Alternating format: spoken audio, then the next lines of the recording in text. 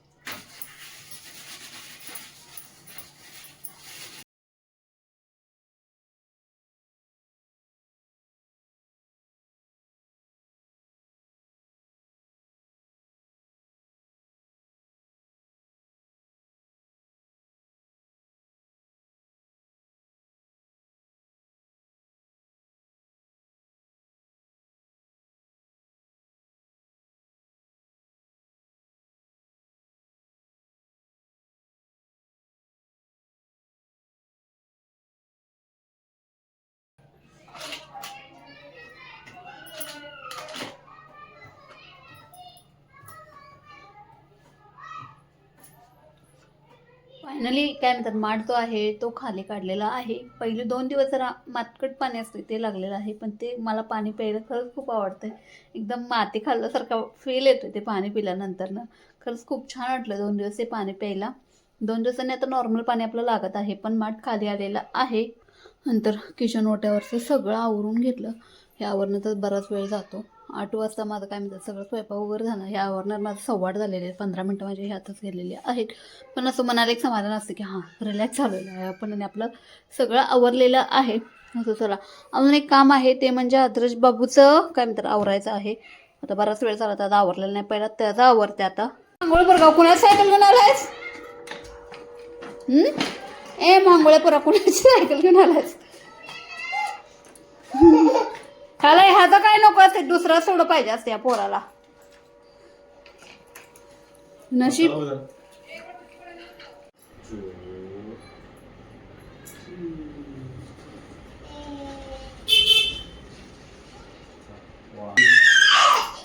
काका नुसतं हॉर्न द्यायचं काम करते की नाही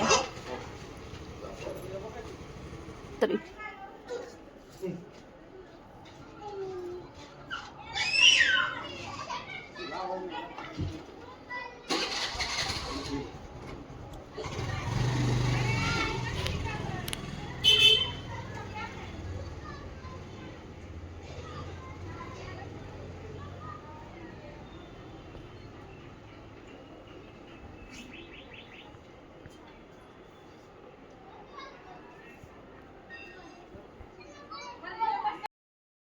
असं नुसतं या पोराला गाडीवरनं फिरायला पाहिजे असते. गेला आता काका बाहेरनं हॉर्न देतात आणि ह्याला लगेच कान काय म्हणतात तेच नाही आम्हाला लगेच ऐकायला येते.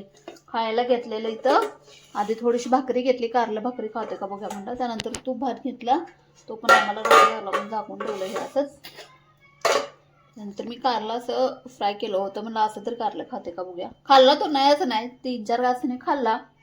त्याने बहुतेक बाहेरनं काहीतरी दुसरं खाऊन आलं होतं त्यामुळे त्यानं खाल्ला नाही. हे कारलं काय म्हणतात भाकरीसोबत खावा, खरंच खूप छान लागतं हे कारलं. एकदा ट्राय नक्की करा. मी ह्याची रेसिपी सुद्धा टाकलेली आहे माझ्या चॅनलवरती, नक्की बघा कारल्याची. कारण हे भाकरीबरोबर तोंडी लावण्यासाठी मस्त वाटतं कारलं, त्यासाठी मी घेऊन आले होते. कारण खूप दिवस झालं कारलं नावाचा प्रकार काय सुरू खाल्ला नव्हता, म्हणून म्हणलं असू दे चला आज खूप दिवसांनी कारलं खाण्याचं काय म्हणतात योग आलेला आहे. शक्यतो आणत नाही पण मी आणलेलं आहे बाजारातनं, कारण जेवढं शरीर गोड जातं तिखट जातं तेवढं थोडंसं तरी कडू जावं म्हणून कारलं घेऊन आले होते. गळ्यातलं बघू शकता मी. तुम्ही म्हणाल गळ्यातलं कधी केलीस, तर गळ्यातलं केलेलं नाही आहे. माझं जे ओरिजिनल आहे ते मी काढून ठेवलेलं आहे. कानातलं पण काढून ठेवलेलं आहे. याचं रिझनेबल कारण एकच आहे, आदिराज वाघमारे. काहीसुद्धा मदतीनं राखत नाही आहे. गळ्यातलं सुद्धा माझं किती मला वाटतंय 4-5 वेळा मी गाठवून आणलं. फायनली म्हणलं आता नको गाठवायला पण नको काहीच नको, तर मला ते बऱ्याच वेळा घरातच सापडले. बाहेर कुठं म्हणजे गेला आणि गाडीवरनं पण त्यांना असं ओढायचं त्याला सवय लागलेली आहे. त्यामुळे मी काय केलेलं आहे काढून ठेवलेलं आहे. जे ओरिजिनल गळ्यातलं आहे ते काढून ठेवलेलं आहे. आणि काय म्हणतात हे नकलीवालं घातलेलं आहे मी बाजारातून घेऊन आलेले आहे. काय म्हणतात ते आणि दुष्काळ 13वा महिना व्हायचा, सोनं आता करण्याच्या काय सोयीचं राहिलेलं नाही आहे. कानातलं पण मी त्यासाठीच काढून ठेवलं आहे. कानातलं घालते आणि ओढते हात. कानातलं पण आता एक ऑनलाईन मिशोवरून मागवते मी. असं चला ऐक एवढं सगळं करण्यात ना खरंच बराच वेळ जातो. आदर्श बाबू गेला की तेवढंच 5 मिनिटं ना खरं सांगतो खूप रिलॅक्स वाटतं, शांत शांत वाटतं घर. पण तो आला की सगळं घर डोक्यावर घेते आणि आम्हाला आपण पण नसते नाही आम्हाला पण नव्हतं ते हे कर ते कर ते कर ते कर. आता बघू शकतो त्याच्या पप्पावर किती तो काय म्हणतात उड्या मारायचं काय करायचं, त्याच्या आधी बॅटबॉल खेळला असं रोज त्याचं चालू असते. आदर्श रोज रोज काहीतरी वेगळं चालू असते. त्याच्या आधी बाबांनी त्याला भरपूर फिरवून आणली होती, तरी पण त्याला काय म्हणतात जेवढं केवढं फिरायला मिळते तेवढं त्याला नुसतं फिरायचं असते. आमच्यात असं म्हणाल तर फिरण्याच्या बाबतीत ओमकार भाऊजी त्यांना अजिबात फिरायचा कंटाळा नाही. तो एक गुण आदर्शनं त्यांच्यातला घेतलेला आहे असं मला तरी पर्सनली मला असं वाटतं की काकाचा एक गुण घेतलेला आहे. किती पण फिरा कंटाळा येत नाही या पोराला, अजिबात कंटाळा येत नाही. भाऊजी तर अक्षरशः 2 व्हीलरवरनं पुण्याला जाताना मुंबईला जाऊ शकतात ते 2 व्हीलरवरनं. मी म्हटलं भाऊजी काय तुम्ही जाऊ शकता, ते चिपळूणला सुद्धा ते 2 व्हीलरवरनं गेलेले होते. त्यामुळे त्याला फिरण्याचा असा फारसा कंटाळा येत नाही. त्यामुळं आदरजचं काय म्हणतात आदरजने एक गुण काकाचा घेतलेला आहे फिरण्याचा, कंटाळा अजिबात येत नाही त्याला. हाय ग असं झालं एवढं सगळं आवरलं ना. मला खरं सांगते मला स्वतःला भूक लागलेली आहे आता.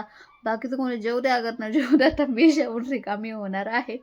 असं चला, व्हिडिओचा एंड मी इथंच करते. भेटूया आपण उद्याच्या ब्लॉगमध्ये. तोपर्यंत गुड नाईट, शुभरात्री. स्वामी महाराज तुमच्या मनातल्या सगळ्या इच्छा पूर्ण करो, हीच स्वामीचरणी प्रार्थना असेल. तोपर्यंत बाय बाय.